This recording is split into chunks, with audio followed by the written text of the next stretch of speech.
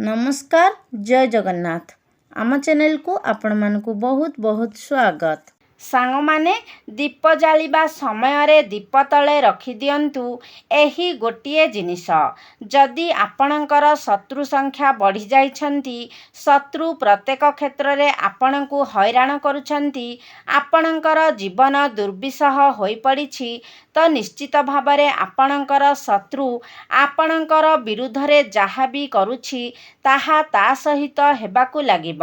शत्रु आपणकर कौनसी भी क्षति करिपारिब नाही। तेबे आपणकु आपणक घरे सेथिपाई गोटिए छोटिया उपाय पालन करिबाकु पड़िब। दीप तले आपणकु गोटिए छोटिया जिनिस रखिबार अछि। एही जिनिसटी दीप तले रखिदेबा क्षणी आपणकर शत्रुर ओलोटा गणिबा आरंभ होइजिब। से आपणक सहित शत्रुता करिबा भूली जिब।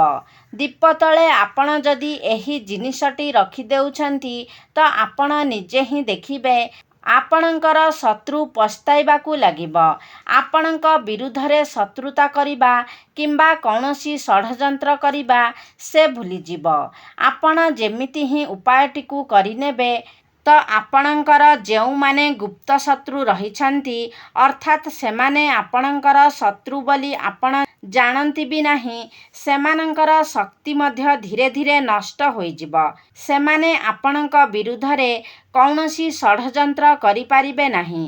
कारण आजिर एही वीडियो रे मु आपण मानंकु जेउ उपाय विषय कहिबाकु जाउछि ताहा शत्रु मुक्तिर सबुठारु बड़ उपाय अटे।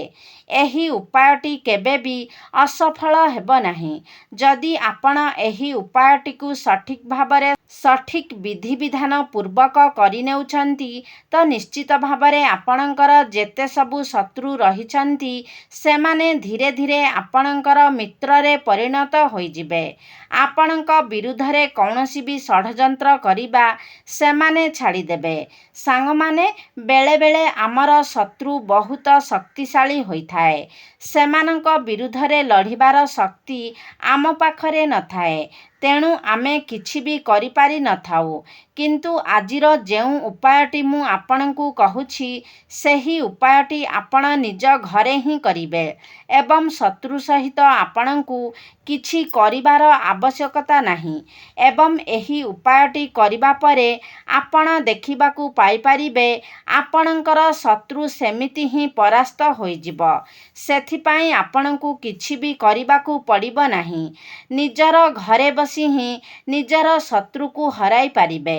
तेबे सांग माने एबे आसंतु जानिनेबा केउं भली भाबरे आपणकु एही उपायटी करिबार अछि।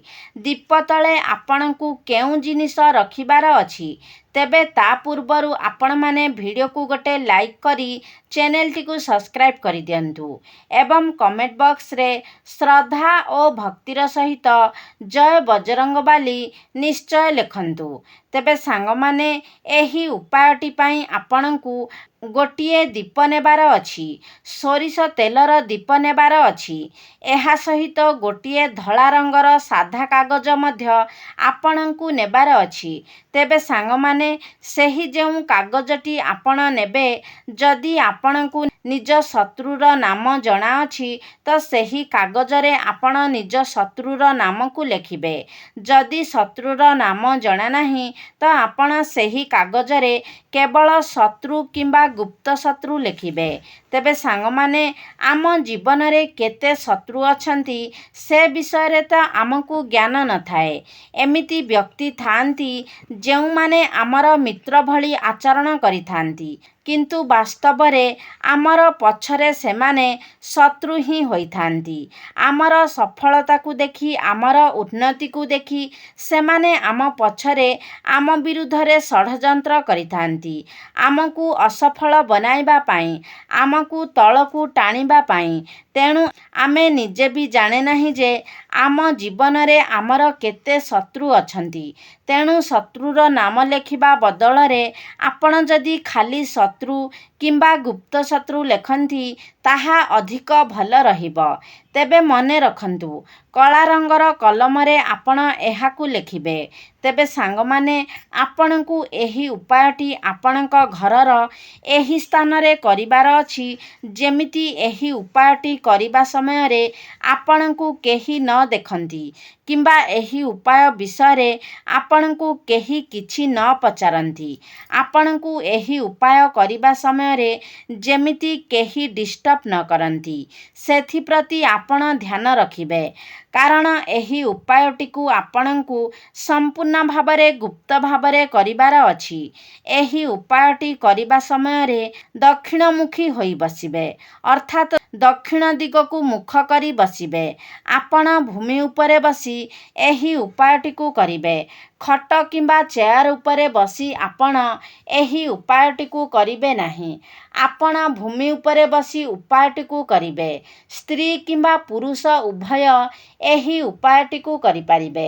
ଏହି ଉପାୟଟିକୁ ଆପଣ ଯେକୌଣସି ଦିନରେ ବି କରିପାରିବେ, କିନ୍ତୁ ଏଥିପାଇଁ ଆପଣ ଯଦି ଚାହିଁବେ ତ ଶନିବାର ଏବଂ ମଙ୍ଗଳବାର ଏହି ଦୁଇଟି ସର୍ବଶ୍ରେଷ୍ଠ ରହିବ। ତେବେ ସେମିତିରେ ବି ଆପଣ ଯେବେ ବି ଚାହିଁବେ ଏହାକୁ କରିପାରିବେ। ତେବେ ଏହି ଉପାୟଟିକୁ ଆପଣ ସନ୍ଧ୍ୟା ସମୟରେ ହିଁ କରିବେ। ସନ୍ଧ୍ୟା ସମୟରେ ଏହି ଉପାୟଟି ଆପଣଙ୍କୁ ଅଧିକ ଫଳ ପ୍ରଦାନ କରିପାରିବ। ଆପଣ ଚାହିଁଲେ ଏହାକୁ ରାତି ସମୟରେ ମଧ୍ୟ କରିପାରିବେ, କିନ୍ତୁ ଦିନରେ ଆପଣ ଏହାକୁ କରିପାରିବେ ନାହିଁ। ଦିନରେ ଏହି ଉପାୟଟିକୁ କରିବା ଦ୍ୱାରା ଆପଣଙ୍କୁ କୌଣସି ଫଳ ପ୍ରାପ୍ତି ହେବ ନାହିଁ। ଏହା ବ୍ୟତୀତ ଦିନରେ ମଧ୍ୟ ସମ୍ଭାବନା ରହିଛି ଯେ ଆପଣଙ୍କୁ କେହି ଡିଷ୍ଟର୍ବ କରିପାରନ୍ତି। ତେବେ ସନ୍ଧ୍ୟା ପରେ କୌଣସି ବି ସମୟରେ ଆପଣ ଏହି ଉପାୟଟିକୁ କରିପାରିବେ।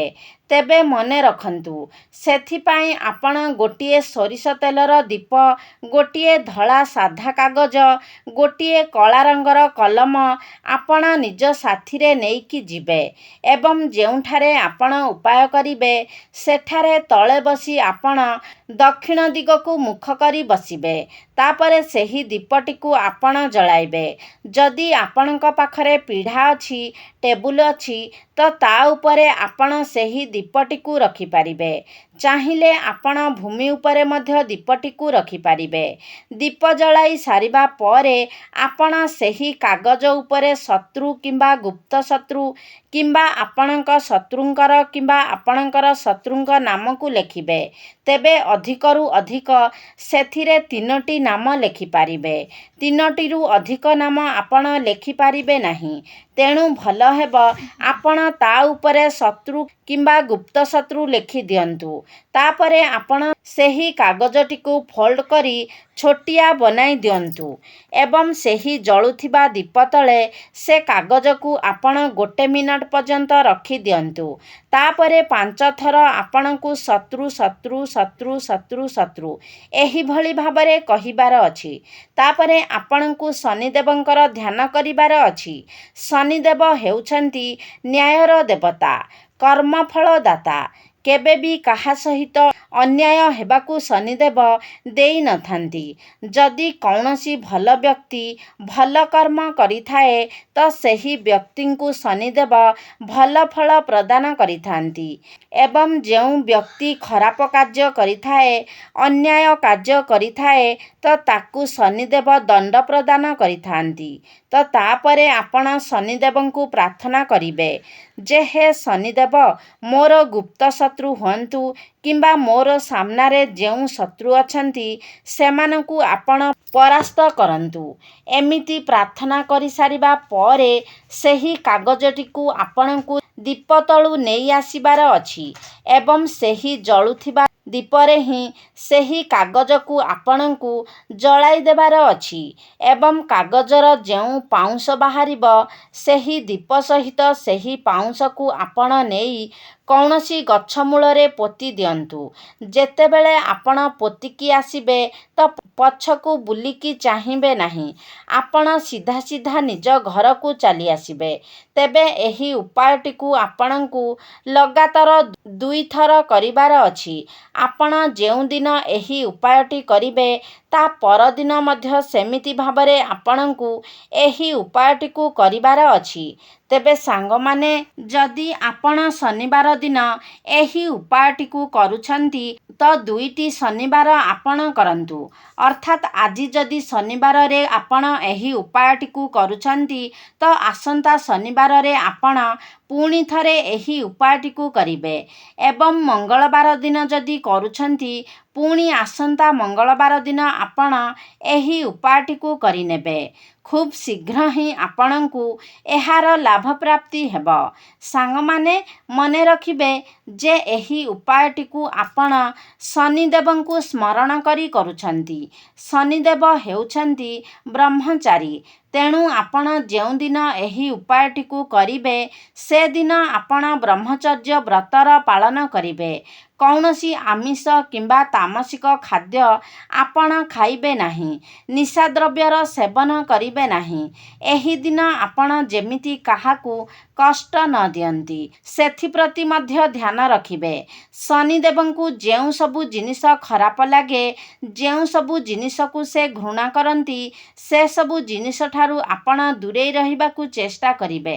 ତେବେ ମନେ ରଖିବେ, ଯଦି ଆପଣ କାହାର ଖରାପ ଚିନ୍ତା କରୁଥିବେ, ବିନା କାରଣରେ କାହା ସାଥିରେ ଶତ୍ରୁତା କରୁଥିବେ ତ ଏହି ଉପାୟ ଆପଣଙ୍କ ଉପରେ ମଧ୍ୟ ଭାରି ପଡ଼ିପାରେ। ତେଣୁ ଆପଣ ନିଜର ମନକୁ ପ୍ରଥମେ ବିସ୍ତାର କରିବା ପାଇଁ ଚେଷ୍ଟା କରନ୍ତୁ। ଆପଣ ପ୍ରଥମେ ନିଜକୁ ସଫା ରଖିବା ପାଇଁ ଚେଷ୍ଟା କରନ୍ତୁ। ସମସ୍ତଙ୍କର ମଙ୍ଗଳ ଚିନ୍ତା କରନ୍ତୁ। ଅନ୍ୟ କାହାର ଅନିଷ୍ଟ ଚିନ୍ତା କରନ୍ତୁ ନାହିଁ। ଆପଣ ନିଜେ ଭଲ ରାସ୍ତାରେ ଚାଲିବା ପରେ ମଧ୍ୟ ଯଦି ଆପଣଙ୍କର ଶତ୍ରୁ ସୃଷ୍ଟି ହେଉଛନ୍ତି ତେବେ ଆପଣ ଏହି ଉପାୟଟିକୁ ପାଳନ କରିପାରିବେ। କିନ୍ତୁ ଆପଣ ଯଦି ଅନ୍ୟର ଶତ୍ରୁ ହୋଇଥିବେ, ଆପଣ ଯଦି ବିନା କାରଣରେ ଅନ୍ୟ ସହିତ ଶତ୍ରୁତା କରୁଥିବେ, ଅନ୍ୟର କିଛି କ୍ଷତି କରୁଥିବେ ତ ଏହି ଉପାୟଟି କରିବା ଦ୍ୱାରା ଆପଣଙ୍କ ଉପରେ ମଧ୍ୟ ଏହା ଭାରି ପଡ଼ିବ। ତେଣୁ ଆପଣ ନିଜକୁ ପ୍ରଥମେ ସଜାଡ଼ି ନିଅନ୍ତୁ। ତାପରେ ଯଦି କେହି ଆପଣଙ୍କ ସହିତ ଶତ୍ରୁତା କରୁଛି ତେବେ ଯାଇ ଆପଣ ଏହି ଉପାୟଟି ପାଳନ କରନ୍ତୁ। ସାଙ୍ଗମାନେ, ଆମେ ଯଦି ଠିକ୍ ବାଟରେ ଚାଲିବା ତ ନିଶ୍ଚିତ ଭାବରେ ପ୍ରତ୍ୟେକ କ୍ଷେତ୍ରରେ ଈଶ୍ୱର ଆମକୁ ସାହାଯ୍ୟ କରିବେ। ଆପଣମାନେ ସମସ୍ତେ ଜାଣନ୍ତି, ଯେଉଁ ବ୍ୟକ୍ତିମାନେ ଠିକ୍ ରାସ୍ତାରେ ଚାଲିଥାନ୍ତି, ସତ୍ ପଥରେ ଚାଲିଥାନ୍ତି, ସେମାନଙ୍କୁ ଜୀବନରେ ଅଧିକ ସଂଘର୍ଷ କରିବାକୁ ପଡ଼ିଥାଏ। କିନ୍ତୁ ପ୍ରତ୍ୟେକ ସଂଘର୍ଷରେ ଭଗବାନ ଆମ ସାଥିରେ ଥାନ୍ତି। ଆପଣ ନିଜେ ହିଁ ଜାଣିଛନ୍ତି ଯେ ମହାଭାରତରେ ପାଣ୍ଡବ ଏବଂ କୌରବମାନଙ୍କ ମଧ୍ୟରେ ପାଣ୍ଡବମାନେ ସତ୍ ପଥରେ ଚାଲୁଥିଲେ। ସେଥିପାଇଁ ପ୍ରତ୍ୟେକ କ୍ଷେତ୍ରରେ ପ୍ରଭୁ ଶ୍ରୀକୃଷ୍ଣ ସେମାନଙ୍କ ସାଥିରେ ଥିଲେ। କିନ୍ତୁ ଜୀବନରେ ଅନେକ ସମୟରେ ସେମାନଙ୍କୁ ସଂଘର୍ଷ କରିବାକୁ ପଡ଼ିଥିଲା। କିନ୍ତୁ ପ୍ରତ୍ୟେକ ସଂଘର୍ଷରେ ପ୍ରଭୁ ଶ୍ରୀକୃଷ୍ଣ ସେମାନଙ୍କ ପାଖରେ ଥିଲେ ଏବଂ ପରିଶେଷରେ ବିଜୟ ସେମାନଙ୍କର ହିଁ ହୋଇଥିଲା। ତେଣୁ ଆମେ ଯଦି ଭଲ ବାଟରେ ଚାଲୁଛେ, ସତ୍ ପଥରେ ଚାଲୁଛେ ତ ନିଶ୍ଚିତ ଭାବରେ ଆମକୁ ଆମ ଜୀବନରେ ଅଧିକ ସଂଘର୍ଷ କରିବାକୁ ପଡ଼ିବ। କିନ୍ତୁ ସେସବୁକୁ ବି ଆମକୁ ପଜିଟିଭ୍ ଭାବରେ ନେବାକୁ ପଡ଼ିବ। କାରଣ ସେସବୁରେ ମଧ୍ୟ ଈଶ୍ୱର ଆମର ସାଥିରେ ଥାନ୍ତି ଏବଂ କୌଣସି ବି କ୍ଷେତ୍ରରେ ସେମାନେ ଆମର କ୍ଷତି ହେବାକୁ ଦେଇନଥାନ୍ତି। ତେବେ ସାଙ୍ଗମାନେ, ଆଶା କରୁଛି ଆଜିର ଭିଡ଼ିଓଟି ଆପଣମାନଙ୍କୁ ନିଶ୍ଚିତ ଭାବରେ ଭଲ ଲାଗିଥିବ। ଯଦି ଭଲ ଲାଗିଛି ତାହେଲେ ଲାଇକ୍ କରନ୍ତୁ, ସେୟାର କରନ୍ତୁ। ଆମ ଚ୍ୟାନେଲକୁ ଯଦି ସବସ୍କ୍ରାଇବ୍ କରିନାହାନ୍ତି ତାହେଲେ ସବସ୍କ୍ରାଇବ୍ କରିଦିଅନ୍ତୁ।